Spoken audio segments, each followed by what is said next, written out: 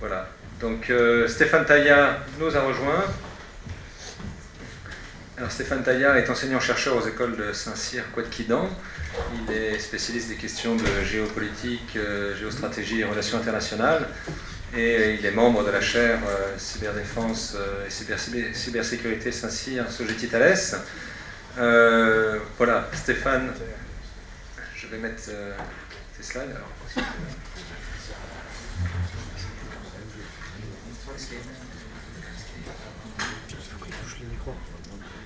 Vous n'avez pas besoin de ça?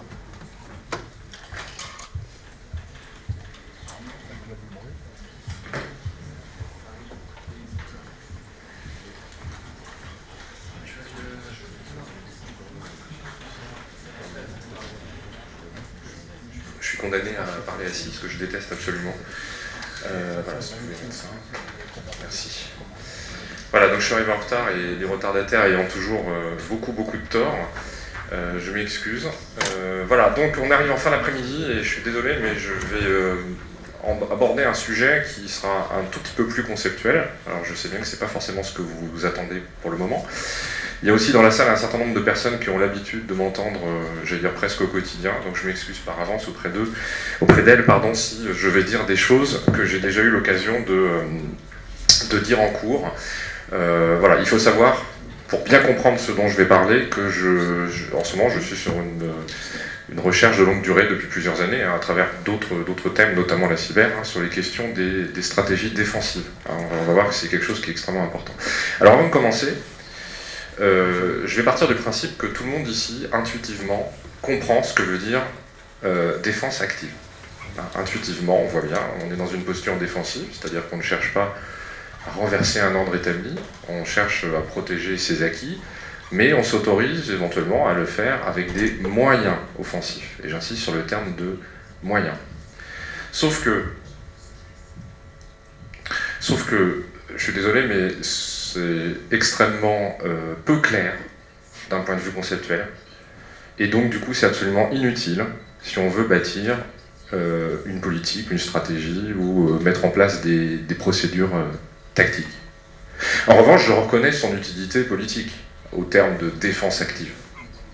Son utilité politique est évidente puisqu'elle permet de mettre l'accent sur le fait qu'on est bien dans une posture défensive, et donc si on utilise des moyens offensifs, c'est pour se défendre. Donc je suis tout à fait d'accord, et je ne nie pas donc qu'ils soient importants, sauf que je dis donc il va falloir aller un petit peu plus loin. Et pour ce faire, je vais commencer d'abord par une réflexion générale. La plupart du temps, dans la littérature stratégique, mais aussi dans les documents officiels, dans les publications doctrinales, quel que soit le sujet, et particulièrement aussi sur le cyberespace, on insiste beaucoup sur les difficultés de la défense. Et alors le problème, c'est qu'à mon sens, souvent, on a tendance à confondre les difficultés de la défense avec les limites de la défense.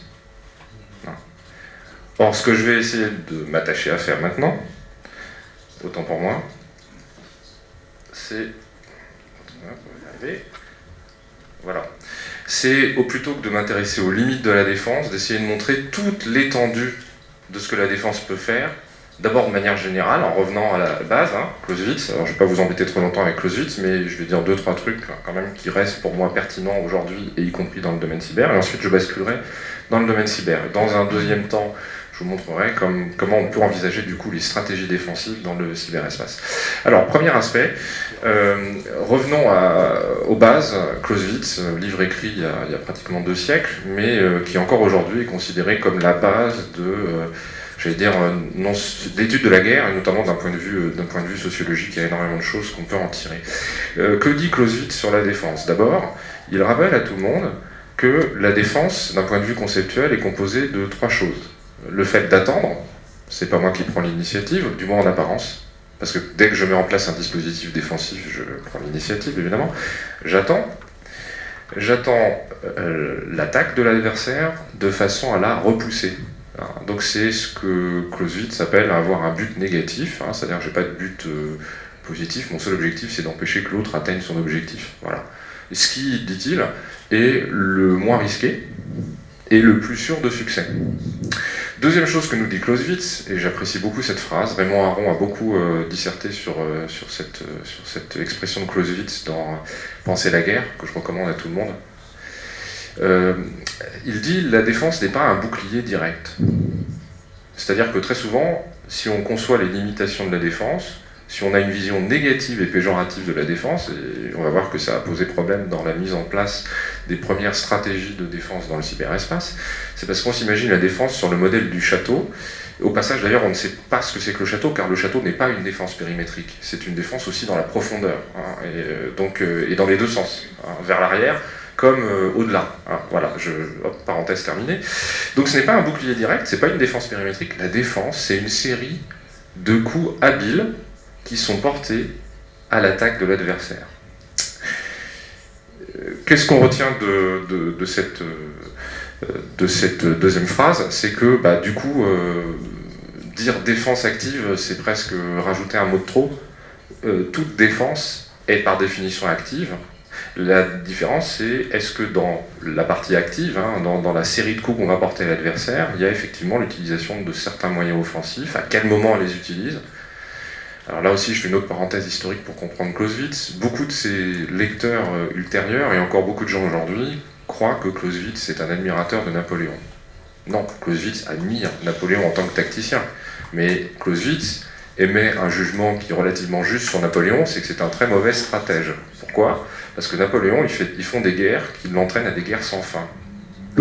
Ce qui, politiquement, est effectivement quelque chose qui ne reflète pas effectivement une forme de raison. Alors, je reviens, il n'admire pas Napoléon, non, ce qu'il admire, par contre, beaucoup, surtout à partir de sa révision de 1817, je rappelle que c'est un ouvrage inachevé, hein, il est mort avant que ça soit terminé, c'est la façon dont les Russes résistent à l'invasion napoléonienne en 1812.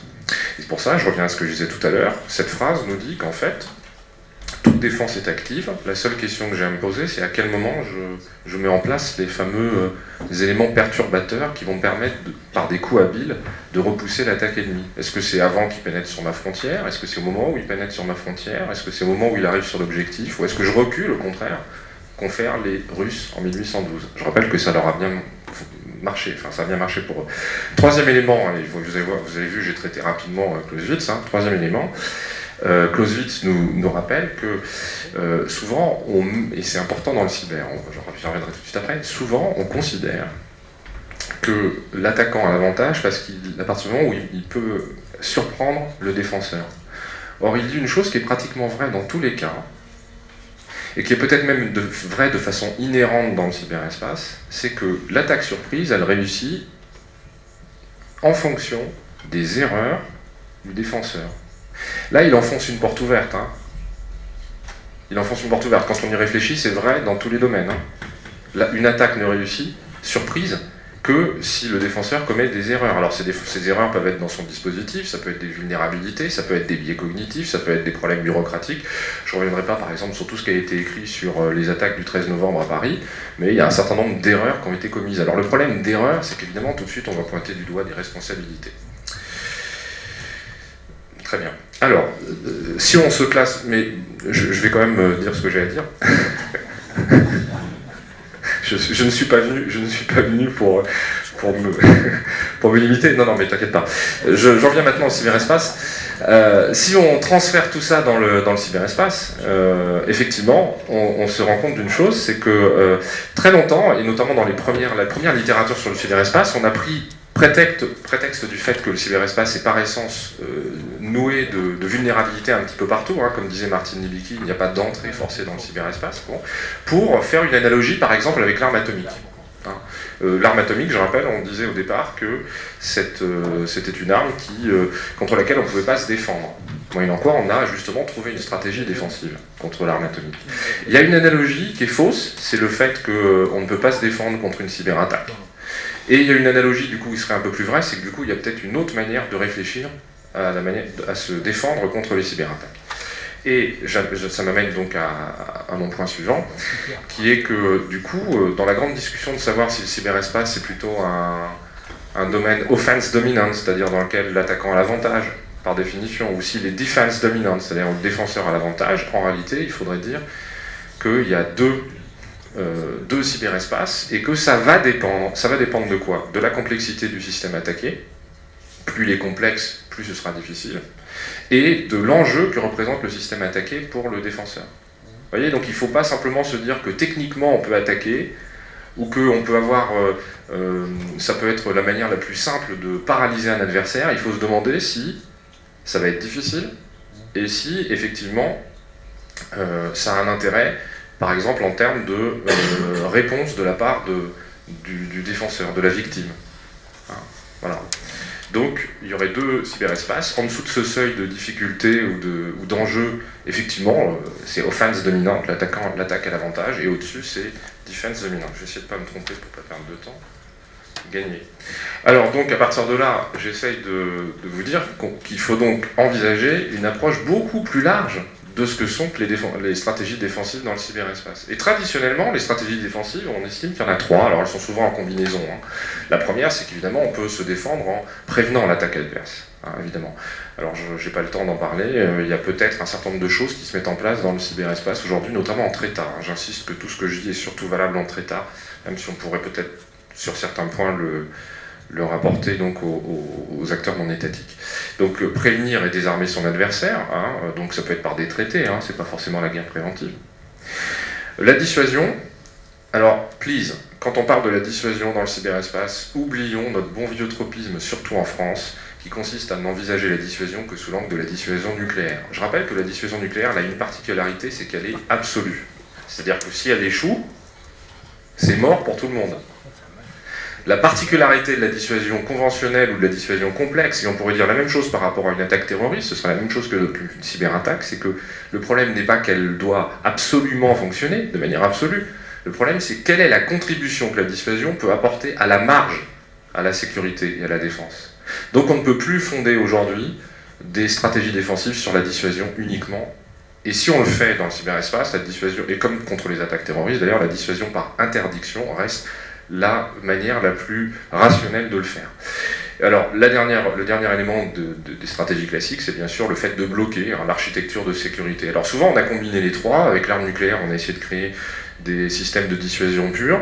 On va rajouter un dernier qui, à mon avis, inhérent au cyberespace, c'est la notion de deception, de tromperie, que je traduis par tromperie, qui est l'idée suivante, c'est que contrairement à une attaque conventionnelle, où la deception, la tromperie, c'est quelque chose qui vient en soutien, et donc qui n'est pas en soi nécessaire à la réussite de l'attaque. Alors parfois c'est très nécessaire, mais ça peut toujours être rattrapé. Si vous voulez, si on échoue dans la deception, on peut toujours se rattraper. Ce n'est pas le cas. Toute attaque dans le cyberespace a nécessairement besoin de tromper la défense. Par définition, parce qu'il faut trouver des vulnérabilités. Ces vulnérabilités peuvent être logicielles, bien sûr, peuvent être physiques, mais vous le savez très bien, la plupart des vulnérabilités sont humaines, c'est-à-dire les croyances sont humaines, hein, donc les croyances particulières et les biais de chaque individu, les croyances et les biais de toutes les organisations. Alors là, quand on arrive aux organisations, c'est facile à tromper une organisation, et puis évidemment, on peut aller plus loin. Hein. Mais ce qui veut dire que pour réussir, il faut absolument que la deception fonctionne. Ce qui veut dire qu'en dessous de ce fameux seuil d'enjeu dont je parlais tout à l'heure et de complexité du système, j'ai pas intérêt à mener une cyberattaque. Ou alors je le ferai en me restreignant, parce que je ne veux pas être découvert. Vous voyez, l'analogie qui est la plus proche pour comprendre les opérations, cette fois-ci, dans le cyberespace, c'est davantage le renseignement. Le monde des opérations, on va dire plutôt clandestines, pour être plus large que le renseignement, hein, dans laquelle la notion de sécurité opérationnelle est, j'allais dire, inhérente et nécessaire. Là, c'est la même chose. Donc on peut très bien imaginer que dans la défense, il y a cette défense à profondeur dans laquelle on laisse l'adversaire pénétrer dans son système, on l'attire, on le piège, et pourquoi pas, on contre-attaque. Alors, il y a quand même des implications concrètes, et je pense que du coup, je vais tenir mon temps, on verra. C'est très important, je reprends cette slide, alors pour ceux qui la cherchent, vous la trouverez sur ce rapport que Robert Lee a écrit, The Sliding Scale of Cybersecurity. Donc Robert Lee, c'est un spécialiste de la cyber qui aujourd'hui est un informaticien qui travaille dans l'Air Force, qui aujourd'hui est également doctorant de Thomas Reed au King's College. Et il a élaboré ce schéma que je trouve très bien parce qu'il nous dit comment prioriser, quelle priorité donner à nos ressources, à l'investissement de nos ressources en matière de défense. Alors évidemment, lui, il reprend la catégorie Active Defense, donc on va l'oublier puisque je vous ai dit qu'à mon sens, ça pouvait inclure l'ensemble du spectre.